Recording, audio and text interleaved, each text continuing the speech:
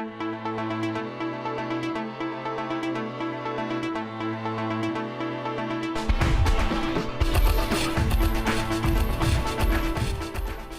little preparation can make a big difference in an emergency.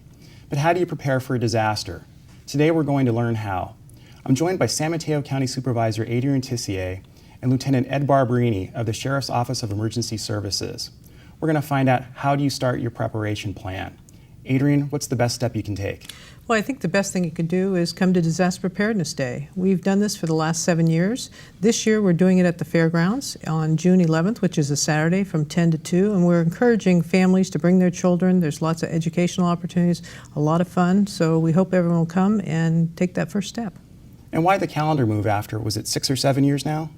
Right, we've always done it in the fall because that's Disaster Preparedness Month, but we decided this year to partner with the Event Center.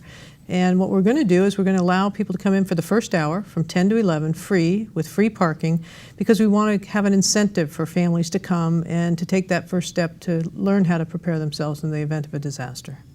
And Lieutenant, once those families and those individuals get there, what can they expect to find at Disaster Preparedness Day? Well, we're excited about the partnership with the fair, as Supervisor Tissier said, and we're welcoming back all of our public safety partners that have participated in years past. We hope to have options for the whole family. In years past, it's been fairly entertaining as well as educational. Some of the highlights are the bomb robot that our bomb squad brings out and displays on how that piece of equipment works. Another highlight is the urban search and rescue dog that the fire department employs as a search and rescue measure during times of critical incident. But we hope to make it enjoyable and fun, as well as educational. It's going to be enjoyable and fun, but there's a pretty serious message here in that here in San Mateo County, we're pretty much susceptible to all kinds of natural disasters, or even not natural disasters, as the case may be with terrorist attacks or you name it. Can you talk to me a little bit about what are those emergencies we might face here? Sure. Obviously, we're an earthquake country, as everybody who's lived here for any period of time is aware of. We have several faults that run through our communities. So one of our primary threats from a natural disaster point of view is an earthquake. And as we saw in Japan, not only can an earthquake be destructive, but being in an earthquake-prone area near the coast also has its own problems in the form of tsunamis. Recently, we've had a couple tsunami warnings as a result of not only the the earthquake in Japan, but the one that occurred in Chile last year. So there's a number of natural disasters that we're susceptible to in this county. In fact, we had a tornado warning a few weeks ago that didn't get a whole lot of publicity, but those threats do exist. As far as man-made threats, we have San Francisco International Airport right across the freeway. We have a lot of high-tech industry, which makes us a target for those folks who are looking to cause some damage to infrastructure sites within the Bay Area.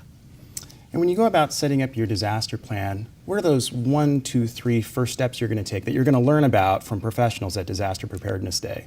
Well, I think there's going to be a tremendous amount of resources and a lot of areas to learn. The first step is having a plan itself, whether it's for your family, for your place of work, or for your neighborhood. Establishing a plan is a huge first step in preparedness. It gives folks a sense of direction, some order when the rule of the day is disorder.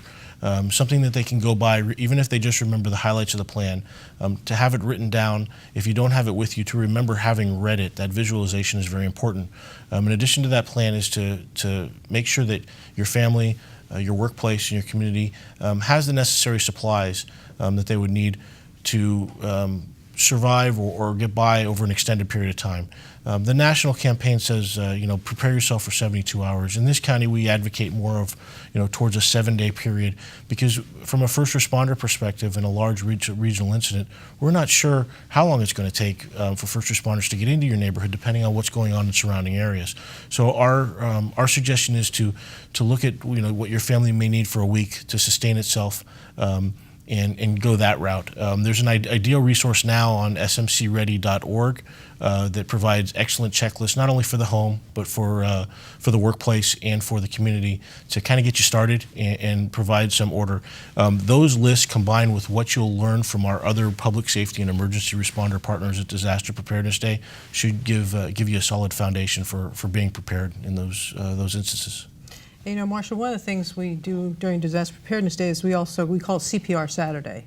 And it's maybe seems like a simple thing, but it's really important for families and children and others to understand what they may need to do should someone collapse. And so we have 3 sessions going on that same day. It may be just a small part of the day, but it's an important part of the day.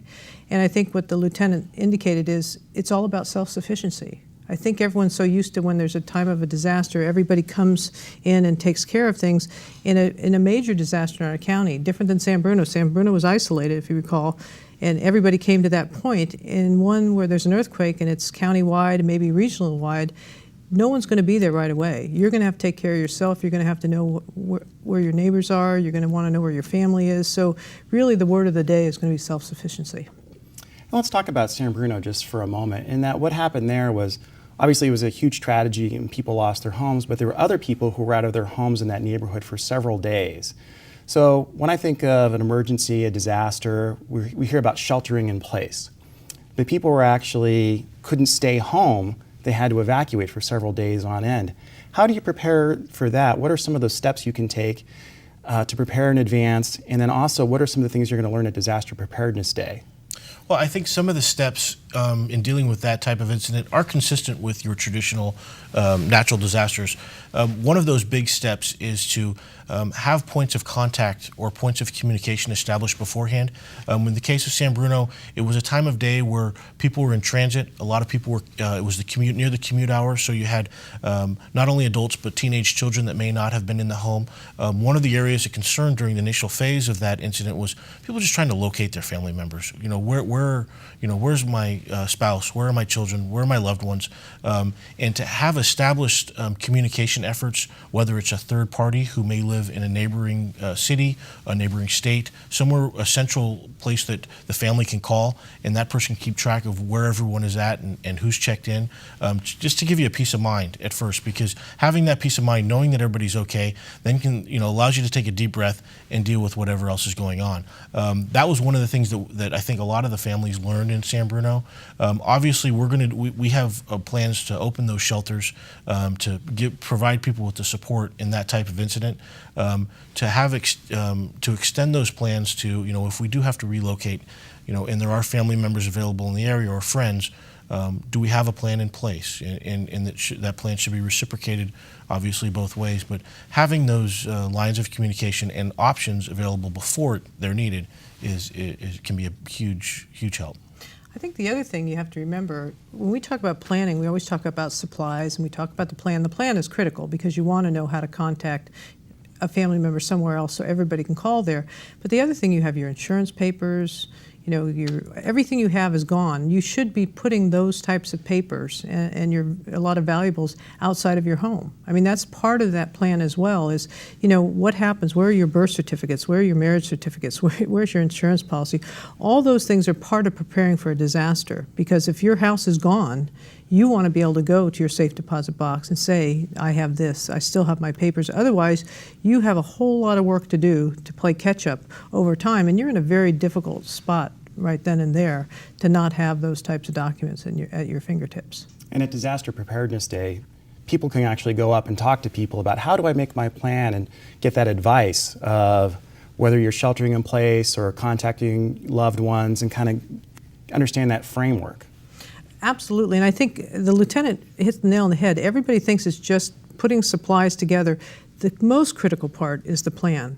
What do you do as a family if your children are in school, if your children, are out at a party, or if if they're traveling or whatnot? You have to have that family plan first, and then you need to look at the supplies, and then you need to look at your documents. So it's not just one piece; it's several pieces, and there will be people that are actually going to demonstrate what the supplies might be, what those other needs might be as far as the planning, what your needs might be for documents. That'll all be talked about there that particular day. We want to make it as informational as possible, but we also want to make it enjoyable. So, we do add those things like the rescue dogs, and we do add the robots, and we do to try to get the attention of the children, but at the same time, make sure the parents are there to understand the more serious side of this. And hopefully they can relay that to their children and anyone that wouldn't be there that particular day. So we see this opportunity at the Expo Center and at the beginning of the fair to be a real opportunity to bring parents and their children together at a time where they can learn something and then move on and have some fun that day as well.